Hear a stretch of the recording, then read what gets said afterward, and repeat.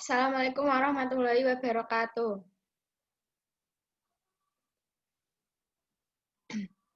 Di sini kami akan menyampaikan sebuah materi yaitu aliran rekonstruksionisme. Perkenalkan, saya sebagai moderator Gina Triwahyuni. Kemudian ada penyaji pertama yaitu Selvi Amikotun Fikriah. Kedua ada penyaji dua Fitri Setiawati. Ketiga ada Novita Aulia Fahrina sebagai penyaji ketiga. Kemudian materi akan disampaikan oleh penyaji pertama yaitu Selvi Amikotun Fikriah. Kepadanya kami persilakan. Terima kasih untuk moderator atas waktunya. Di sini saya akan menjelaskan tentang aliran rekonstruksionisme. Rekonstruksionisme berasal dari bahasa Inggris, reconstruct, yang berarti menyusun kembali. Dalam konteks filsafat pendidikan, aliran rekonstruksionisme adalah suatu aliran yang berusaha merombak tata susunan lama dan membangun tata susunan hidup kebudayaan yang bercorak modern.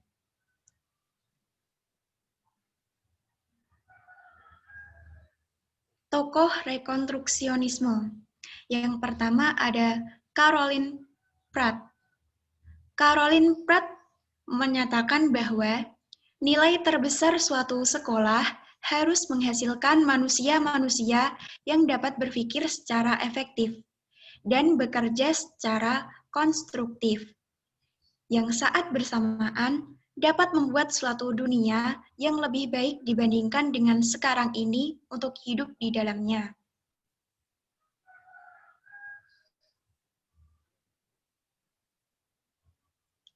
Yang kedua ada George Kohn.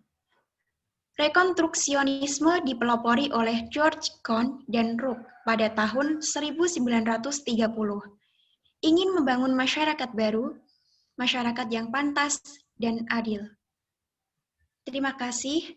Saya kembalikan kepada moderator.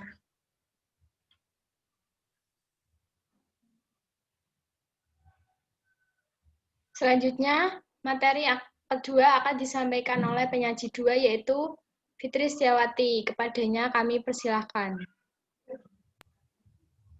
Terima kasih atas waktunya. Saya akan menyambung dari Selvi, penyaji satu. Tokoh ketiga yaitu Harold Rank. George Kohn dan Harold Rank untuk membuat gerakan sekitar tahun 1930-an melalui keinginan George Kohn dan Harold Rank untuk menjadikan lembaga pendidikan sebagai suatu media yang bertujuan mengkonstruksi masyarakat. Pandangan aliran konstruksionisme. Dalam filsafat pendidikan, aliran rekonstruksionisme adalah suatu aliran yang berusaha merombak tata susunan lama dan membangun tata susunan hidup kebudayaan yang bercorak modern. Pada prinsipnya, sepaham dengan aliran perennialisme, yaitu hendak menyatakan krisis kebudayaan terhadap modernisasi. Walaupun demikian, prinsip yang dimiliki aliran rekonstruksionisme tidak sama dengan prinsip yang dipegang perennialisme. Aliran rekonstruksionisme menempuh dengan jalan berupa membina suatu kesepakatan yang paling luas dan mengenai tujuan pokok dan tertinggi dalam kehidupan umat manusia. Untuk mencapai tujuan tersebut, rekonstruksionisme berusaha mencari kesepakatan semua orang mengenai tujuan utama yang dapat mengatur tata kehidupan manusia dalam suatu tatanan baru seluruh lingkungannya. Maka melalui lembaga dan proses pendidikan. Rekonstruksionisme sendiri merupakan kelanjutan dari aliran progresivisme. Aliran ini lahir karena mereka berpikir bahwa aliran progresivisme hanya memikirkan masalah-masalah yang terjadi dalam masyarakat. Sedangkan rekonstruksionisme beranggapan bahwa merubah sesuatu yang telah ada dan memecahkan masalah yang terjadi di masyarakat. Terima kasih atas waktunya. Selanjutnya akan disampaikan oleh penyaji 3. Kemudian selanjutnya materi akan disampaikan oleh penyaji ketiga yaitu Novita Aulia Fahrina. Padanya kami persilahkan. Baik, terima kasih atas waktu yang diberikan oleh moderator.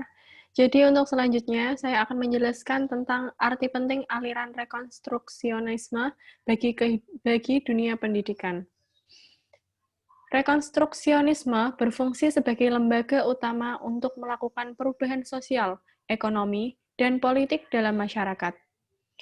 Tugas sekolah-sekolah mengkonstruksionis adalah mengembangkan insinyur-insinyur sosial warga-warga negara yang mempunyai tujuan mengubah serta secara radikal wajah masyarakat masa kini. Kemudian, tujuan pendidikan rekonstruksionis adalah membangkitkan kesadaran para peserta didik tentang masalah sosial, ekonomi, dan politik yang dihadapi umat manusia dalam skala global, dan mengajarkan kepada mereka keterampilan-keterampilan yang diperlukan untuk mengatasi masalah tersebut.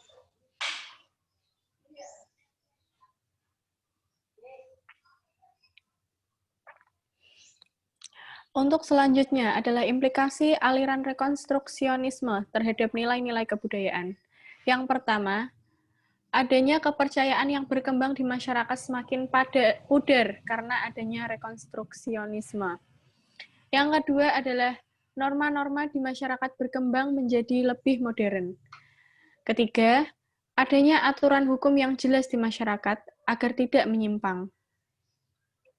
Untuk selanjutnya, yang keempat, kebiasaan-kebiasaan masyarakat lebih berkembang menjadi lebih modern.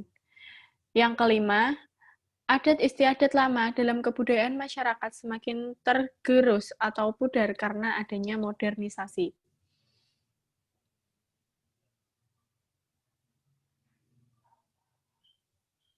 Baik, terima kasih. Itu saja yang saya sampaikan. Waktu saya kembalikan lagi kepada moderator. Untuk moderator, saya persilahkan. Ya, terima kasih kepada penyaji 3, yaitu Novita Aulia Fahrina. Demikianlah presentasi tentang aliran rekonstruksionisme dari kelompok kami. Mohon maaf apabila ada kesalahan. Wassalamualaikum warahmatullahi wabarakatuh.